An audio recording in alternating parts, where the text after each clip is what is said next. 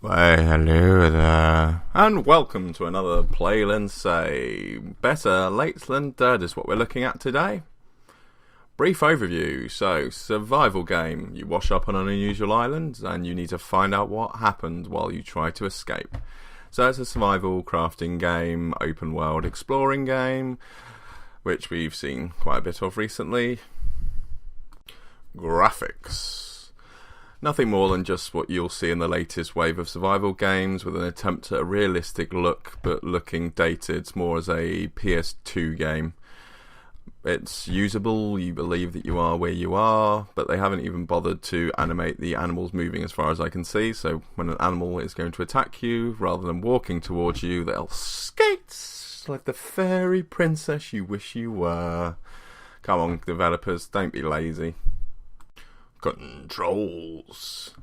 Simple movement based around a click and use system. The click and use system, the hitboxes that you're aiming for do need to be adjusted somewhat in my opinion, because when using doors with a key it seemed to randomly change from what point of the door you were clicking on whether the key would work or whether it would just do the little animation with and then not work, and then you deciding that maybe actually this key wasn't for this door and running off and then realising afterwards you've wasted all that food surviving for much longer that actually those keys are for that door. So a tutorial might actually also be useful in this sort of retrospect. Story. So you land on an island, you find notes that tell you the story, and as it turns out it's an island where scientific experiments were happening that have gone wrong, and everyone is planning to leave to flee the island, but the big boss, the Watcher, wouldn't be happy with this. So as you go around the island you just find a lot of people in body bags, which seemed a bit weird to me on an island just full of animals that people would be in body bags. Surely they wouldn't bother just tying them up in body bags and just leaving them outside. You would just either leave the corpses there to rot or you would hide them. So again, this just seems like a lazy way not to program in the graphics of having dead bodies. Characters. There's no build around the character you're playing, you just know that he was put into a coffin and randomly wound up on a beach, which would imply that you're playing an everyman yourself. But then again, this falls down to the sheer laziness that there's no decisions really to be made. You survive, you have to eat what you have to eat, you have to drink what you have to drink, and if you're going to do a you are the protagonist, there has to be choices. There has to be some way that the gamer can define who they are, and this just doesn't offer you that choice. So in my opinion, this falls down because it's not painting a story of a character, and it's not giving you the chance to paint your own story upon this character. So again, if you're looking for character progression or someone to feel connected to or care whether he lives or dies, this game again falls down on that basis. Gameplay. For a survival game you need a crafting system, but with the only clues being a few scraps of paper, it seems a bit basic as a crafting system. The options that you can do and the things that you seem to build seem to be limited, and the help or tutorials or even knowing what you can and can't build is just a bit of a mashed together attempt and try. I'm sure there'll be cheat sheets coming up online at some point. People are going to be shouting Minecraft at me. Minecraft didn't do this, but Minecraft had a much more dynamic crafting system where you had the 9 slots and you put things into random places, try and figure out what it worked. It also was a bit more logical than what this seems to be. Tying wood together to make a fire, I don't quite understand. I thought you'd sort of pile the wood together, but this game you tie it together. So the crafting system on this is very basic, it's very non-existent. The jump button though has a new function in the game, so they've put a bit of a twist on that one. If you fall about a centimetre further than what you were jumping from, you'll end up breaking your leg, which happened to me about 3 times in the game. So bravo for that brand new system, and bravo to the developers for putting that in there, because normally a jump button would mean that you could jump and land, well, at least sort of 5 or 6 foot below where you were jumping from, but no, not in this game. We're going to do it differently. At least they've tried to do something a little bit differently, even if it is just lazy programming.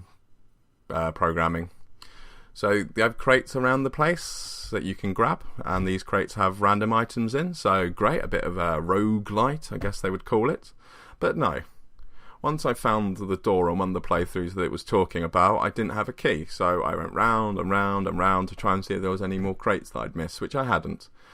And there was no of this type of key that I needed that you got from the crate, so I wasted about 3 hours playing that, reloaded the game.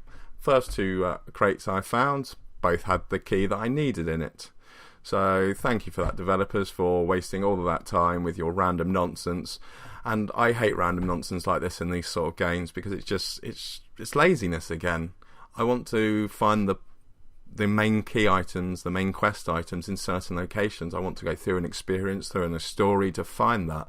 And this game just isn't even trying to offer that in any shape, sense or retrospect. Combat, the second part to a survival game that needs to be tight and well held. This game manages none of that. You swing a weapon, your swing takes ages, the animal will move around you and attack, and then you can move again and you try and swing and attack and rinse and repeat.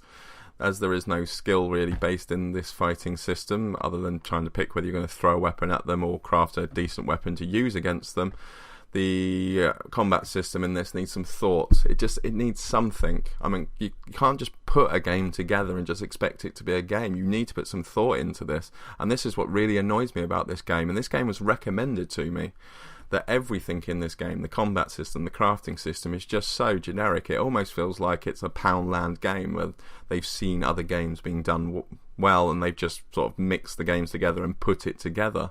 I mean, you can get away with it. Look at Harry Potter. There was nothing original in Harry Potter, but it was a well-written book and it told a story well, so you can do it that way.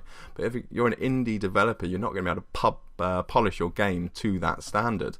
So you need to come up with unique ideas, unique aspects, unique things to keep a gamer interested in your game.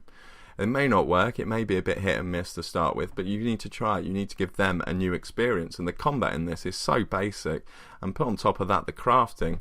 It just was a nothing point to a nothing game. Overview. This game, which tries to be everything, turns out to be nothing. It's poor crafting, it's worse combat, the world is too small, there's too many glitches, and not enough options for multiple playthroughs. Please stop making these type of open world games when you're an indie developer and make tighter, smaller games, something which you may be able to do and may be able to do successfully. I know I've stayed calm during this video because this game was recommended to me, and I don't generally take on recommendations of games because my tastes are very different to other people's. I try to research things before I buy them. So my message to this is stop with this fucking crap that you keep polishing onto the market again and again and again with this survival toss. It can't be done unless you're going to either keep it simple, offer something new, or have enough money to offer such a world-polished view that you can compete with something like Skyrim. I mean, look at Skyrim. It was a terrible game, really. The world never changed or evolved. But they could give you a big world because they had the money to develop it into that. And these indie developers, they want to do a survival game, but you can't do a survival game because you can't make a level that's big enough, interesting enough to keep a gamer interested. So please, I am begging you, whoever is making this game, stop making this game. Put your money, your effort into something that you can achieve.